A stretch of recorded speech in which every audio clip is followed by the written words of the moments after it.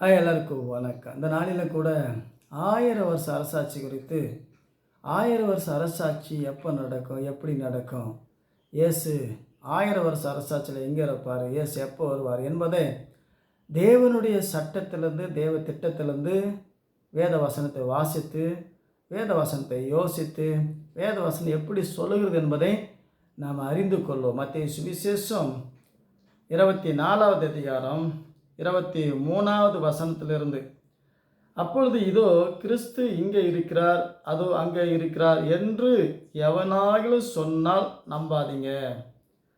ஏனெனில் கள்ள கிறிஸ்துகளும் கள்ள தீர்க்கதரிசிகளும் எழும்பி கூடுமானால் தெரிந்து கொள்ளப்பட்டவர்களையும் வஞ்சிக்கத்தக்கதாக பெரிய அடையாளங்களையும் அற்புதங்களையும் செய்வார்கள். இதோ முன்னதாக உங்களுக்கு அறிவிக்கிறேன். ஆகையால் இதோ வனாந்தத்தில் இருக்கிறார் என்று சொல்வார்களானால் புறப்படாதிருங்கள்.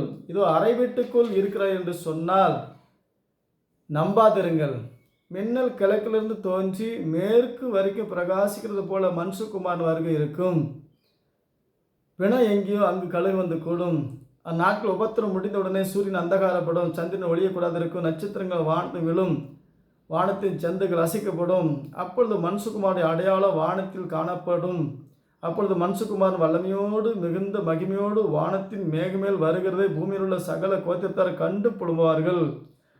வலுவாய் துணிக்கு எக்கால சத்தத்தோடு அவர் தமது தூதரை அனுப்புவார்.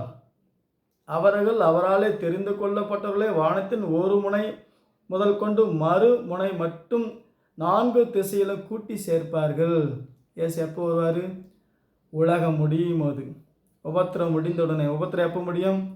1000 வருஷ அரசாட்சி முடிஞ்சு 7 வருஷம் கோமாளி தாத்தா, ரோமாபுரி கோமாளி தாத்தா அந்திகிறிஸ்து ஆட்சி முடிஞ்சு அதுக்கு பின்னாடி சாத்தா என்ன பண்ணுவான்? ராஜ்யம் தன்னுடைய கையை விட்டு போகுது என்று சொல்லி உபத்திரப்படுத்துவான், யுத்தம் பண்ணுவான். தேவன் 1000 வருஷ அரசாட்சியில் எருசலேமில் இருக்கிறாருன்னு சொன்னால் நம்பாதீங்க, போகாதீங்க. அறை வீட்டில் இருக்கிறாரு, எருசலேமில் இருக்கிறாரு, வனாந்தத்தில் இருக்கிறாரு, ஒளியமலையில் இருக்கிறாரு என்று சொன்னால் நம்பாதீங்க, போவாதீங்க.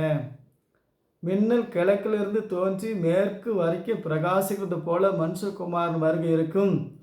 பூமியில் உள்ள எல்லா கோத்திரத்தார் கண்டு புலம்புவார்கள். சூரியன் இருளடையும், வானத்தின் நட்சத்திரங்கள் எரிக்கற்கள் பூமி மேல் விழும்.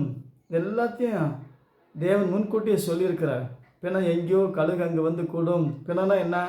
கர்த்தருக்குள் மரித்தவர்களை தேவன் கூட்டி சேர்க்க தேவதூதனை அனுப்பி தேவன் 4 திசையிலிருந்து கூட்டி சேர்ப்பார். உலகம் முடியும் போது வருவார். 1000 வருஷ அரசாட்சியில் கிறிஸ்து நமக்குள்ளே இருப்பார். காணக்கூடிய நிலையில் எருசலேமில் இருக்க மாட்டார், காணக்கூடிய நிலையில் இருக்க மாட்டார், காணக்கூடிய நிலையில் வாழ மாட்டார், காணக்கூடிய நிலையில் யாருக்கும் தன்னை வெளிப்படுத்த மாட்டார். 1000 வருஷ அரசாட்சியில் கிறிஸ்து நமக்குள்ளே இருப்பார். ஆகவே இது விளங்காதனால தான் இயேசு வராராம், மரித்தோர் உயிரோடு எழுப்புறாராம், அவங்களுக்கு மறுபடியும் கல்யாணம் பண்ணி வைக்கிறாராம். எருசலேமில் ராஜா வந்து காலையில் சூடாக சப்பாத்தி கொடுன்னு கேட்பாராம். ஆகவே இதெல்லாம் மாம்ச பிரகாரமாக அறியக்கூடாது. கிறிஸ்துவை இனி ஒருபோதும் மாம்ச பிரகாரமாக அறியக்கூடாது. தேவன் இப்பொழுதும் அவர் தான் உலகத்துக்கு ராஜா, இப்பொழுதும் அவர் எல்லா நாட்டுக்கும் அவர் தான் பிரதமர், அவர் தான் தேவாதி தேவன் சமாதான பிரபு. தேவனுடைய வார்த்தையை வாசிக்கணும், தேவனுடைய ஆலோசனையை சிந்திக்கணும், மாம்ச பிரகாரமாக அறியக்கூடாது.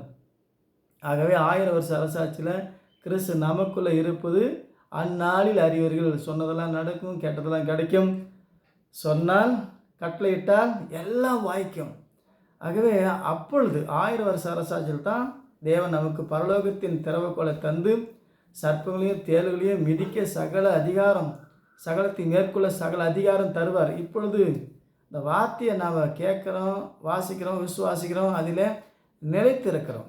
1000 வருஷ அரசாட்சி முடிஞ்ச பின்னாடி தான் ரகசிய வருகை எடுத்துக்கொள்ளப்பட்ட பின்னாடி தான், 1000 வருஷ அரசாட்சி முடிஞ்சு எடுத்துக்கொள்ளப்பட்ட பின்னாடி தான் அந்திகிறிஸ்து ஆட்சி. கோமாளி உலகத்தை அற்புதத்தினாலும் அடையாளத்தினாலும் தெரிந்து கொள்ளப்பட்டுள்ள வஞ்சிக்கத்தக்கதாக அற்புதம் செஞ்சால் இவர் தான் மெசியா என்று சொல்லி கோமாளி நம்பி ஏமாளியாகி போவார்கள். ஆகவே தேவ சட்டத்தை விலகிக் கொள்ளணும்.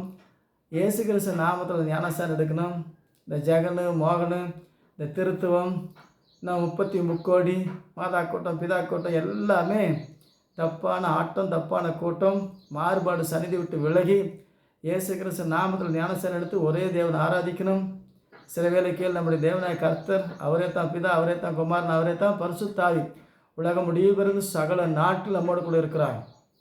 ஆகவே வேதத்தை விளங்கிக் கொள்வோம்.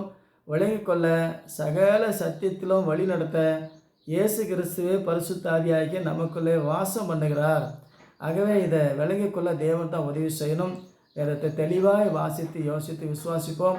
1000 வருஷ அரசாட்சி காத்திருப்போம். கர்த்தர் நம்ம தலைமுறையில் தந்தால் நம்ம பாக்கியவான்கள், சாகாமல் நாம் வாழ்ந்து சாகாமல் எடுத்துக்கொள்ளப்படுவோம். மத்தேயு சுவிசேஷம் 25:1-11 வரைக்கும் வாசித்தா அதான் ரகசிய வருகை. புத்தி இல்லாத கன்னிகள் உபத்திரத்தில் சிக்கிக்கொள்வார்கள், புத்தி உள்ளவர்கள் உபத்திரம் இல்லாமல் எடுத்துக்கொள்ளப்படுவார்கள். அதற்கு அடையாளம் தான் ஏனோக்கு எலியா மரணத்தை காணாமல் எடுத்துக்கொள்ளப்பட்டார்கள். ஆக இதெல்லாம் விளங்கிக் கொள்ள கர்த்தர் உங்களை உதவி செய்வார். மீண்டும் சந்திப்போம். வணக்கம்.